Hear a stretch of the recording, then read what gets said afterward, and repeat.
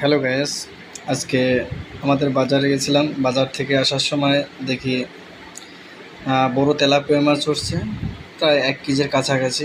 আমরা মাছ কিনে আনলাম বাসায় আনার পর দেখি কোটার কোনো লোক নেই। বড় মাছ আমার নিজের হাতে করলাম, অনেক মজা করলাম।